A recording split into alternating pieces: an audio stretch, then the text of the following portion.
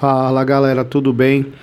Olha só, visando então revisar os conteúdos para as provas do Sistema Seriado de Avaliação da Universidade de Pernambuco, eu resolvi então fazer uma sequência de vídeos curtos e ao mesmo tempo bem explicativos sobre o período da República Brasileira posterior à Era Vargas, que nós chamamos também de Quarta República. Esse período começa então após o final do Estado Novo e vai até a ditadura militar de 64, o golpe militar de 1964, tá certo?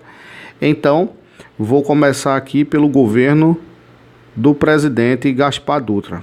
Observem, o governo Gaspar Dutra, ele foi marcado exatamente pela redemocratização, final do Estado Novo, Constituição de 1946, redemocratização do Brasil. O que isso significa?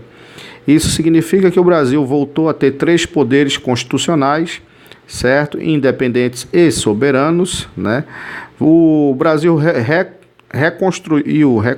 reconquistou a autonomia dos municípios, que tinha sido tirada pelo Estado Novo, e restaurou a liberdade de expressão. Entretanto, nós precisamos considerar que o presidente Dutra, ele era conservador e tinha alguns traços de autoritarismo, ou seja, esse resgate da liberdade de expressão vai ter ali aspas duplas, né? Resgate da liberdade de expressão entre aspas. Por quê? Porque, por exemplo, ele vai restringir os direitos da greve, né? Vai promover o controle das organizações sindicais e vai perseguir os socialistas, visto que o governo Dutra vai se aliar com os Estados Unidos, porque a partir do seu governo nós temos então o início da Guerra Fria. O seu governo coincide aí com o início da Guerra Fria. Além disso, a Constituição de 1946 vai conservar também a liberdade de expressão relativa, conforme eu falei, e vai conservar também a manutenção da CLT, a consolidação das leis do trabalho, que foi então uma criação lá do Estado Novo de Vargas, tá certo? Então, vamos lá. Constituição de 46, 3 poderes independentes, resgate da autonomia dos municípios, liberdade de expressão relativa em função do controle sindical e dos limites de greve, além da perseguição aos socialistas, certo?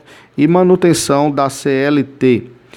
Dutra ainda vai proibir os jogos de azar, né? Os cassinos, os bingos e tal, certo? Por acreditar que aquilo era algum tipo de lavagem de dinheiro.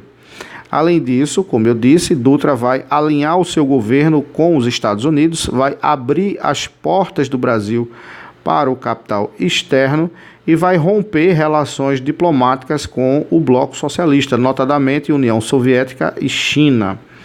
É importante a gente considerar que ele vai adotar uma política de incentivo às importações, vai contrair vários empréstimos e, como saldo disso, vai amargar o Brasil, vai amargar o aumento da inflação.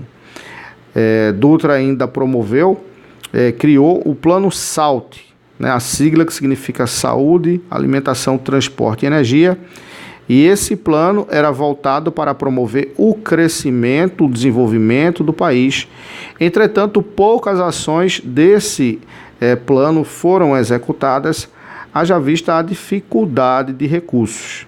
Então, ao término do governo Dutra, certo? Então, ali no final de 1950, Getúlio Vargas, né, vai de novo se lançar presidente da República, candidato à presidência da República, com aquela velha história do vamos colocar o retrato do velhinho na parede. Né? Esse retrato do velhinho na parede simboliza, então,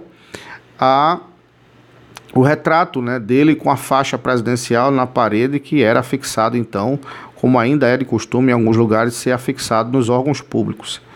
Então, aquela história, né, vamos botar o retrato do velhinho na parede, isso virou até música e tal. Getúlio Vargas começa com uma campanha tímida, desconstruindo a sua imagem de ditador e tal. E no final do governo Dutra, nós teremos a eleição de Vargas, que volta para um mandato né, de 1951, mas que vai ser a partir de 1951, mas que vai ser interrompido em 1954 em função do trágico suicídio do presidente da República. Por isso, nós colocamos aqui nesse esquema de estudo antecessor Getúlio Vargas, né, fim do Estado Novo, e sucessor Getúlio Vargas naquele período democrático, que ele diz, então, muito orgulhoso, que voltei nos braços do povo, ok? Então, uma revisão rápida sobre o governo Dutra para você que vai fazer a prova do SSA. Preste atenção, redemocratização por meio da Constituição de 46, volta dos três poderes, executivo, legislativo e judiciário, retorno da autonomia dos municípios, liberdade de expressão relativa e manutenção da CLT são as principais características desse governo, além do Plano SALT, que não surtiu muito efeito em função da carência de recursos, ok? Um abraço para vocês, fiquem com Deus e até a próxima.